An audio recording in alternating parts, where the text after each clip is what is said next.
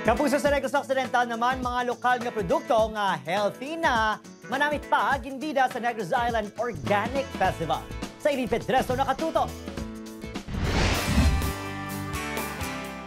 Land of Sweet Surprises. Ini ang bansag sa Negros Occidental, bangon magluwas sa matahong nga mga destinasyon.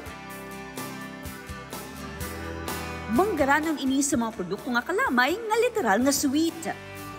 Kag agricultural products kasubong sang kape, utan kag mga prutas. Pero kapuso, hindi mo kinahanglan nga libuto ng bilog nga probinsya para makita mo ang mga ini kag matilawan. Bungod sa kinhiwat nga 17th Negros Island Organic Festival, ini ang ginbida. Pero hindi basta-basta mga display lang ha, bangod ang kada tiglawas ng banwa, may surprise nga dala. Ang ini nga kiosk ng manapla may juice with a twist. Since 2019, nga ginhatag sa province ang sugarcane juice sa mga youth namon.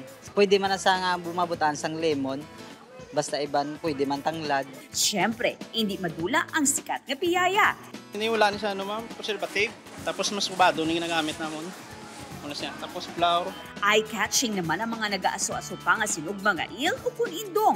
Manamit pa sayon pero best nga ipares sa kanon.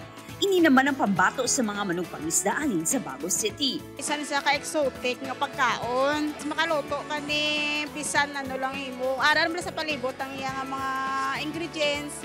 Pwede mo siya gatan or i-grill. Pwede mo siya isugba. O hindi bala mapawaw ka? Suportahan ta mga tatak lokal nga mga produkto kapuso. Bangod magluwas nga manamit, healthy na, malayo gid sa sakit. Upod Garuel Banggoy, Eileen Pedraso. One Western Visayas.